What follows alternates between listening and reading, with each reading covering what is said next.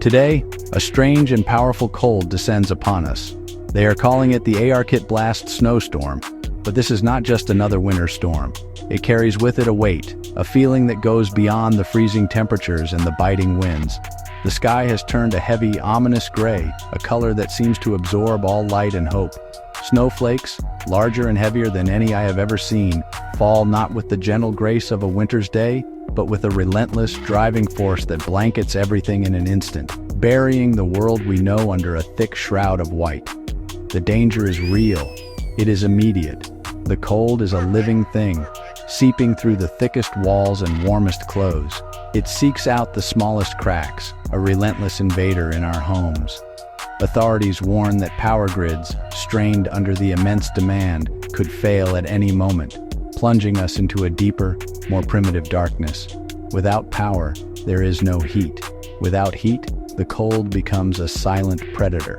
The thought of millions huddled in the dark, facing temperatures that can freeze a person in minutes, is a truly terrifying prospect that grips the heart with an icy fear. And what about our water? The pipes that carry this life-giving resource to our homes are vulnerable. As the deep freeze sets in, they are at risk of bursting, turning our most essential need into a torrent of ice and destruction. News reports are already showing images of contaminated water supplies in some areas where the infrastructure has failed. People are being told to boil what little water they have, but how can they do that if the power is gone? It is a cascading crisis where one failure leads to another, pushing us closer to the brink. This storm feels different. It feels ancient. It carries whispers of stories told long ago, of warnings written in sacred texts. In the face of such overwhelming power, many are looking beyond science for answers. They are turning to the words of the prophets, searching for meaning in the chaos. They see this unnatural storm not as a random act of weather, but as a sign, a message. They believe we are witnessing something foretold, a chapter from a story written at the dawn of time, now unfolding before our very eyes. In the book of Revelation, the Apostle John describes a scroll in God's right hand, a scroll sealed with 7 seals. Each seal, when opened, unleashes a new judgment upon the earth. Many people of faith, watching this Arctic blast snowstorm consume the world, are now talking about the 5th seal. They believe what we are seeing is a modern interpretation of this ancient prophecy. The storm's arrival, so sudden and so fierce, feels like a seal has been broken, unleashing a force we cannot control or comprehend. The 5th seal, as written in Revelation chapter 6, verses 9 through 11, speaks of the souls of martyrs crying out from under the altar, asking, "How long, sovereign Lord, holy and true, until you judge the inhabitants of the earth and avenge our blood?" They are given white robes and told to wait a little longer. For many, this storm, with its chilling white blanket covering the land, is a physical manifestation of these white robes. They see the snow as a symbol of purity and judgment, a sign that the cries of the ages are finally being heard in the heavens. This interpretation connects this storm to a divine timeline. It is not just a weather event.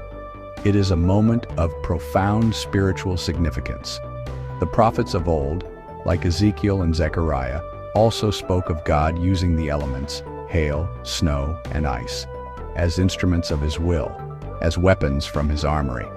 People are reading these passages with new eyes, seeing the blizzard outside their windows as the very hailstones mentioned in Ezekiel chapter 38, verse 22, a tool of divine intervention in the affairs of mankind.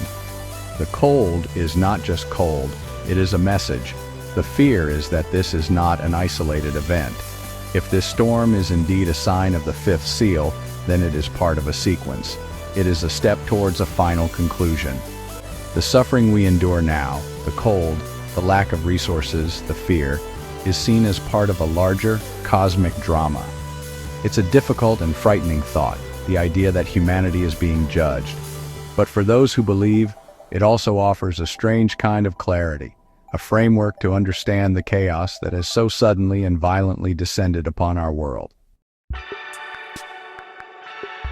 With the belief that the 5th seal has been opened, a new and deeper fear begins to spread. People are now asking, what comes next? The scriptures are clear. After the fifth seal comes the sixth, and the sixth seal, as described in Revelation, brings a level of cosmic terror far beyond a simple snowstorm. It speaks of a great earthquake, the sun turning black like sackcloth, and the moon turning the color of blood. It describes the stars falling from the sky, a cataclysm that shakes the very foundations of the heavens and the earth. This is the fear that now haunts the quiet, frozen nights. People look up at the heavy gray sky and wonder if it is the last time they will see it as it is. They listen to the howling wind and imagine it as the prelude to the earth itself shaking apart. The prophecy also says that every mountain and island will be removed from its place. In the face of this, our current struggles with the cold and snow seem small. The thought of such a total, world-altering event is almost too much for the human mind to bear. And beyond the sixth seal lies the seventh. This is the final seal.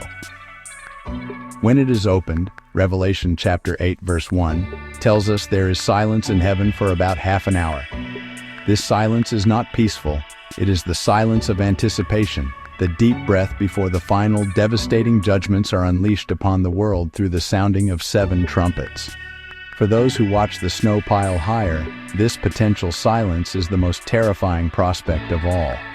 It is the quiet confirmation that the end is not just near, but that it has truly begun.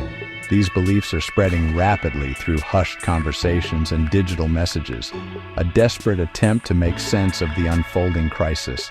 The prophecies offer a narrative for the chaos, a reason for the suffering.